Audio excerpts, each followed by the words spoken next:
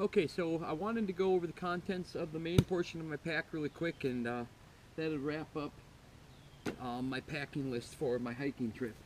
I already went through the top compartment and everything else, but I didn't get into the main compartment. So the pack is basically comprised of two different elements. You have the top pack element that's removable for a fanny pack, and then you have the main pack itself, the main body of the pack itself. And the main body of the pack has the external zipper pouch that I talked about. We went over the contents of that, and other than that, the main body of the pack has the sleeping bag compartment and then the main compartment, which is from here up. So that can be divided in half by a separator. It's basically just material made from the same material as the exterior of the pack that can be zipped into place to make two different portions, separate portions of the pack. Mine is opened up, so it's just one big opening inside.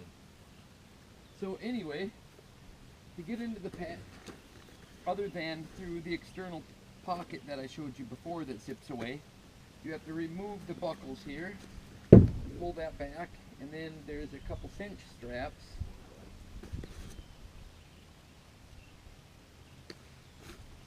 And inside, I'm carrying a water-resistant, wind-proof jacket with a, it's lined with crushed fleece.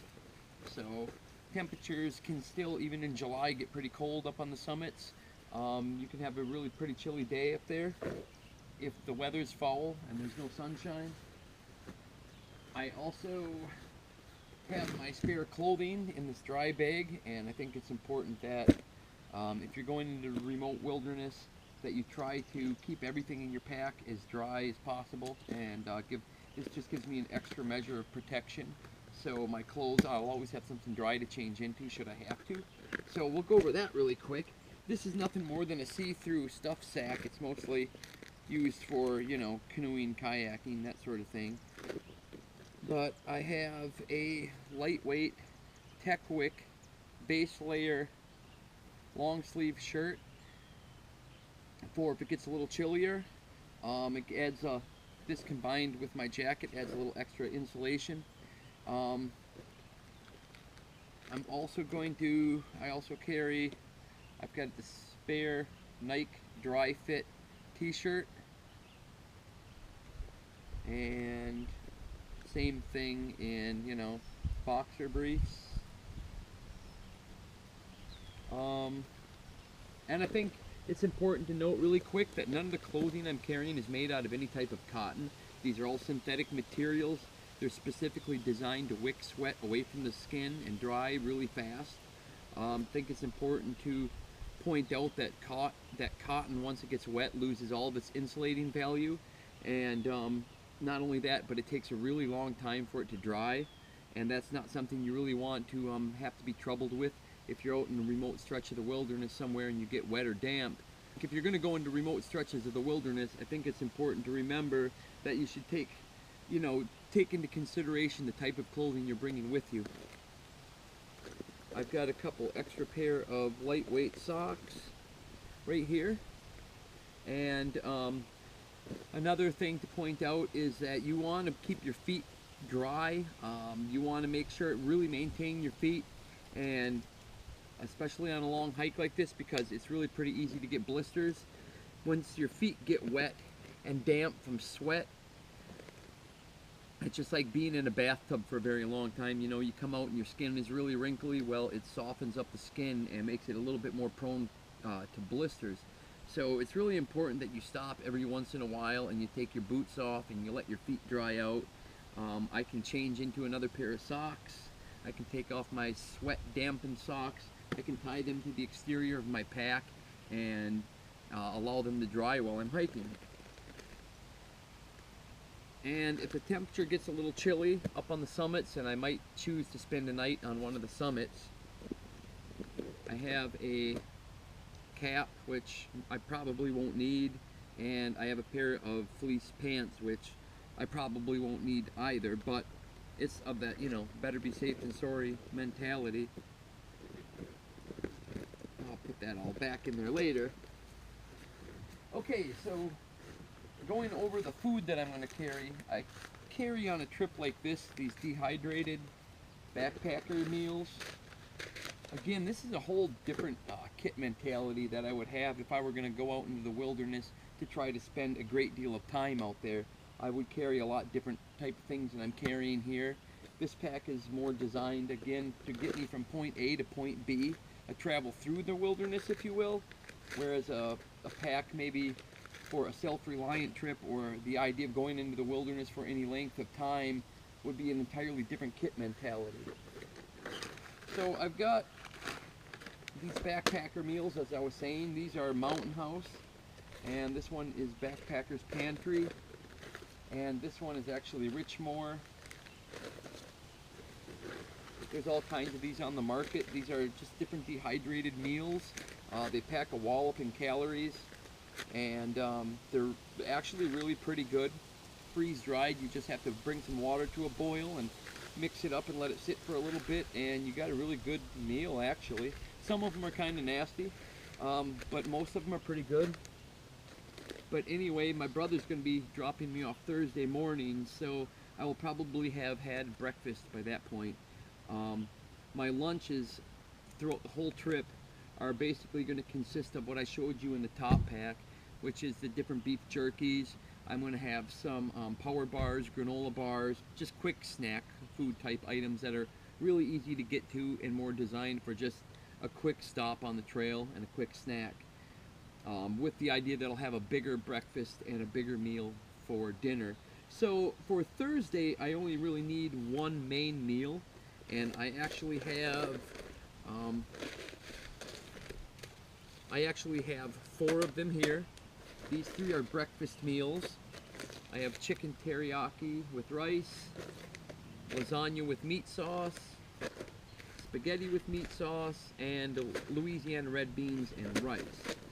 So I can choose one of these for Thursday evening and put that off to the side.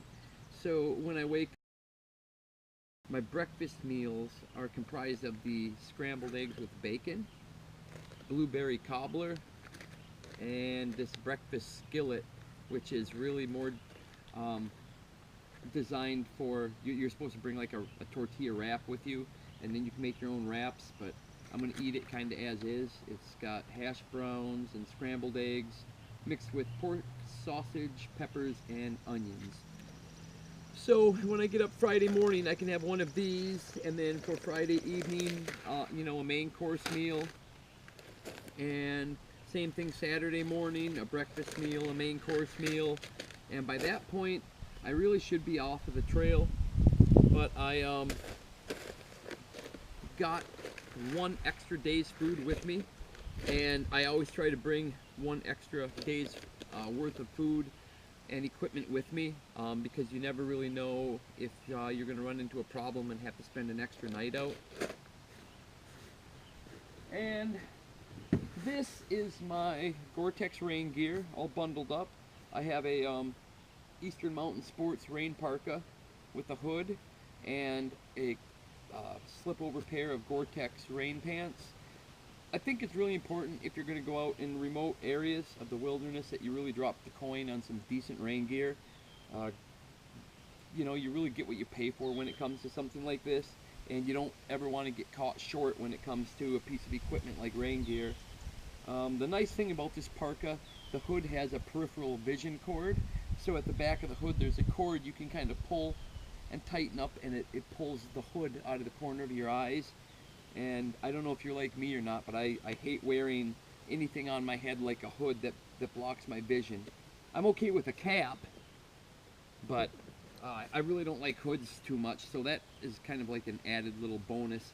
And then it's got another really cool feature under the armpits. It's got some armpit zippers. They basically zip open from the elbow down, and it allows you to, get a little ventilation if you're overheating. So that's kind of a nice feature.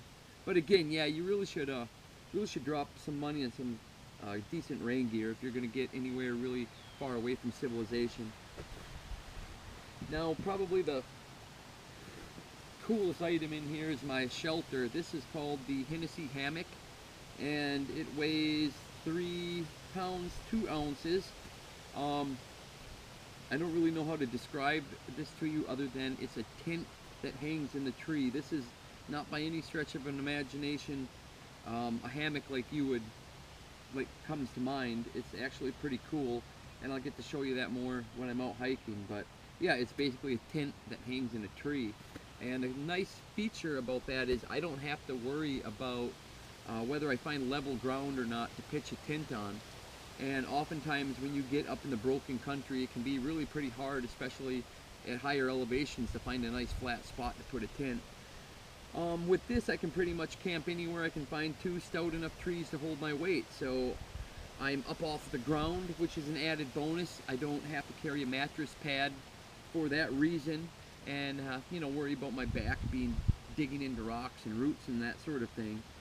And also another cool feature of being in a hammock or a suspended shelter like this is that if I run into a lot of heavy torrential rain, I don't have to worry about waking up in the middle of the night and finding that, you know, the bottom of my tent is flooding with water because, you know, I'm in kind of a low area or something like that. So yeah, it's just a really nice feature, and if you can get used to spending the night or sleeping in a hammock, it's really pretty cool. So we'll take a look at that more once I'm out on the trail.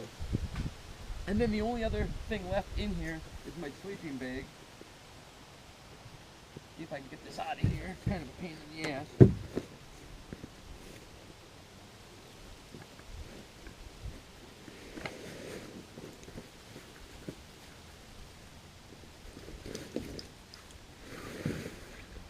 So I have a Cabela's 20-degree sleeping bag in this stuff sack.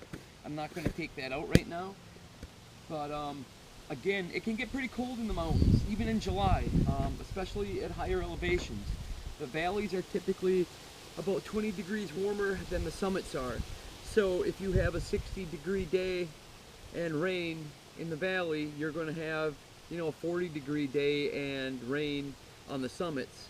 And when you take away the element of the sun, you don't get that radiant heat from the sun either, so it can get pretty chilly. So, you know, don't go up to the tops of these mountains and expect that it's going to be nice and warm up there. So you should always pack a little extra gear.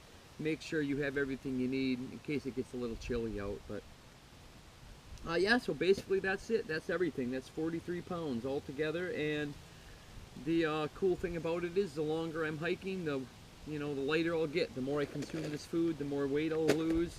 The more I drink the water in my Camelback, the more weight I'll lose. So I'm pretty excited about it. I haven't been out hiking since probably, I think it was October 2012, when my best friend David Sundquist and my brother and I tried to do the Presidential Mountains. So I'm pretty excited. It's been a long time since I've done a hike of this magnitude on my own alone, but you know, my dog Scout's getting a little too old for this sort of thing anymore, and it'll just be more than he can handle, so I don't want to stress him out. So yeah, provided I don't hyperextend a knee or twist an ankle or something, I should be out in plenty of time, and even if I'm not, I have plenty of food and everything I need. So alright.